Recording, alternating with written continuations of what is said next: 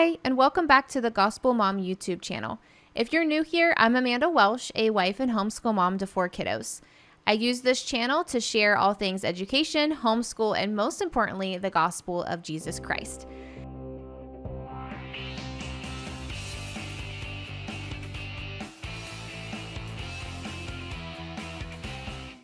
Today, I want to share a couple of our curriculum picks for this upcoming school year. In today's video, I'm going to be sharing some of the curriculum picks that we have for this upcoming school year. I'm actually going to split this up into 3 videos because I don't want it to be too long, and that way it's easy for you to find in case you have a child that is in one or multiple of the grades that my kids will be in. So for this video, we're going to specifically be looking at the picks that I have for my 3rd grader. And so I'll have a separate video to go through what we have for my 1st grader and then also for the preschoolers. I'll also be sharing the topics and the items in the curriculum that we're going to be doing as a group, because we do have things that we do all together, and then we have things that we do separately based off of their individual skill set and things that they need to learn. All right, so starting with my 3rd grader, we actually decided for both our 3rd grader and our 1st grader going into the next school year that they would continue the hybrid program that we've been doing. It uses an Acton style learning model, which is a very interesting concept. And like I mentioned in my video around kind of my approach to picking curriculum, I think it's important to start with what is the vision that you have for your family, for your child, for your homeschool. What do you envision your school to look like? What are the things that you want to instill, and what are the goals that you have for your child? And then fitting in the things that you pick from an education standpoint into that. So for this, the Acton style model is very much project based. It's learner driven. There's a lot of freedom and creativity. There's a lot of entrepreneurship involved in it. And there's also some gamification involved in it with badge systems. And I'm a little bit of a nerd, and I've done a lot of research on gamification and how it can be used to enhance education. So it was just a really neat program, and I liked that it was hybrid so that we still had the freedom. And the leader of our particular school has been great to work with us to fit it around our schedule, which I've enjoyed as well. So again, Acton as a focused on self-paced learning, goal setting, hands-on projects. The kids can work independently, collaborate with peers, and complete real-world challenges. So through that program, he also gets access to multiple different curriculums. So one of the things that they do at the beginning of the school year is they let the kids try different types of curriculums for language arts and reading and math, and then they can pick the ones that they kind of learn the best through. So he will be using Lexia, which is a computer-based reading and phonics program that adapts to your child's level. He'll also be using and getting access to Dreambox, which is an online program that teaches conceptual understanding through interactive lessons. I like both of these programs. I do still limit the amount of time that he is spending on the computer every day. So we use these at home as well, but I try and limit 30 minutes. So doing 15 minutes on each to just get a short lesson. There are some kind of educational games and things in there as well. So he's still getting some of that, but I wanted to still have a hands-on curriculum for him. So he does get access through that for that school to Handwriting Without Tears. So we started this past school year, and I thought that it worked really well. And I can notice from this last school year a big improvement on his handwriting. And I've heard great things about this from other parents. I had never tried it myself until this past school year. And I have to say, I wish I would have started it sooner. I think it's just really well done. The exercises are good. He doesn't fight me to do this. He's been my one that has not liked handwriting at all. And he's really enjoyed doing this book. This is the new one that he got.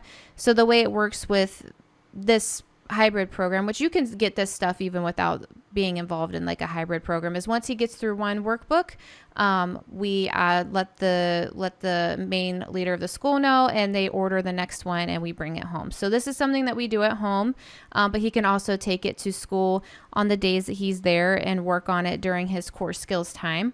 And I'll probably share in a future video just more on why we did a hybrid program, and also what Acton is, since it is a form or methodology, an approach to education. So that's Handwriting Without Tears. So that's something that we're going to keep doing for the next school year. And then the other thing is I wanted him to have actual math that he had to write down.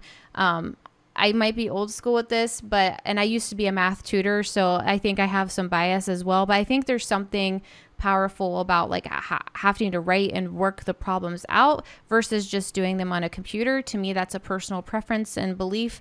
And so they also offer to be able to order Matthew C. And again, you can get this is very popular homeschool curriculum, even if you're not involved in like a hybrid program. I have not used this yet. So I've done the Good and the Beautiful Math, which I really have loved over the years.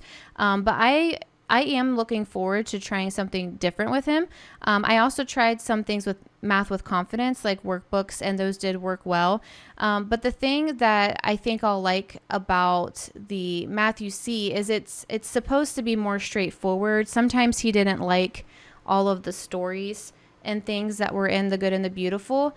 And so this one looks like one where it's kind of black and white, like you get your work done, you do the problems. So I think he's going to really like that. I also like that, again, one of my goals is to have independent learners and learners who learn how to learn. And so what I've heard about Matthew C, and one of the reasons why they offered it through the Acton model, is that it is one that eventually they could do more independently and on their own, where it's easier for them to figure out, versus when I was using the Good and the Beautiful, it was a lot more instructor led. So again, that's kind of just a personal preference. And then it did come, and I'm excited to go through this. This is a big box. It came with a ton of manipulatives, and I do think that manipulatives are very important, especially in the elementary years, to understand math concepts, because this is what's going to help them connect the dots and kind of bring it to life. Even in the preschool years, when you're teaching them how to count, like the best thing to do is to actually have them have objects, because when they see the number on the paper, they can't equate that to what that means in the real world. So manipulatives are very, very good. And it looks like this comes with a very robust set of manipulatives. Also, through his hybrid program, he gets access to their own curriculum, which is called I don't know if you would call it curriculum, but it's called Journey Tracker. So they do projects, and that will get them science, history, geography. They'll continue with literature and reading and writing through that as well. And so every 6 weeks they get a new topic. So they've done like entrepreneurship, and then during that 6 weeks they learn about they learned about money, how would you start a business, marketing, creating a business plan. They learned about different entrepreneurs in the world. We got to go actually meet some entrepreneurs and learn about their businesses. And then at the end of it, they always have an exhibition, which is where the kids showcase what they've learned. So for this exhibition, at the end of these 6 weeks, they had a snack and a lemonade stand, and they had to figure out how to price things, market it, and sell it. And then the parents got these fake dollars to get to spend at the different snack stations. They've also done like inventors and toy makers with understanding physics. And so they got to invent their own toys. They got to build a playground model. They've done the study of maps. Now they're doing planets. So it's a lot of like project based. And then there's always like an exhibition output that they do with it. So we've really enjoyed that. And then they also do field trips that tie in with that. So I think this is really enhanced our homeschool. It's been a little bit of a learning curve, like I said, to figure out our schedule with this hybrid program. Like, how do we fit in what we're doing at home? I didn't want to have a lot of conflicting ways that they're learning how to do things, but I finally feel like we've gotten into a good rhythm. And I'm really excited about this next school year, with bringing in Matthew C, continuing the handwriting without tears, continuing the Lexia and Dreambox that he's been doing. And then the only other thing that I'm adding in for him is the Good and the Beautiful's Typing 1. So because he's been doing some more things on the computer, so like even with Journey Tracker, which is where they do their projects and things like that for this hybrid program, he was having some assignments where he was typing and wanting to type. So for example, one of the assignments was creating a how-to manual, and he really wanted to type it up on the computer. And it was a little bit of a struggle, like learning curve, because he never really typed before. And I had heard from the Good and the Beautiful that it is good once, I think it is third grade, that they recommend that you start introducing typing. I did hear that this is actually moving to either an online platform or computer platform, but I think that they're not going to have the book anymore. I could be wrong on that. You might have to double check if you're looking into getting this, but I actually wanted to get this one specifically because it was a book versus on the computer, just because he is doing Lexia and Dreambox, which has some games. I didn't want him to get overstimulated. Even though he is going into 3rd grade, I still try and limit the amount of screen time and things that they're doing.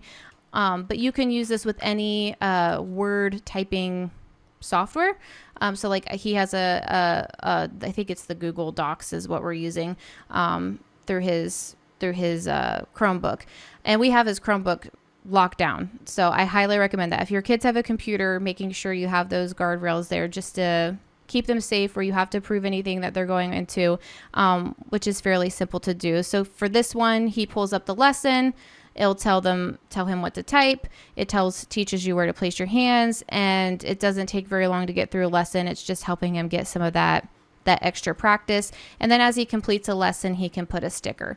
So we did start this a little bit, but not in great detail, since we do school all year round. Some of these things I probably won't wait until the fall. I'll probably start sooner than that in the summertime. And some of them, because they want to and they're excited, we've actually already started now. So that's the beauty of homeschool, is that you can pick and choose the curriculum and when it starts and when it ends. Looking forward to doing typing, Math UC, handwriting without tears, and Lexia, Dreambox, and the Journey Tracker programs with my 3rd grader. In my next video, I will be sharing our picks for our 1st grader. And again, you'll want to tune in so that you can see the other things that my 3rd grader will also be doing with all of us as a family. So I hope to catch you in the next one. And if this was helpful, please like and subscribe and share this with anyone else that you know has a 3rd grader in this upcoming school year. Thank you.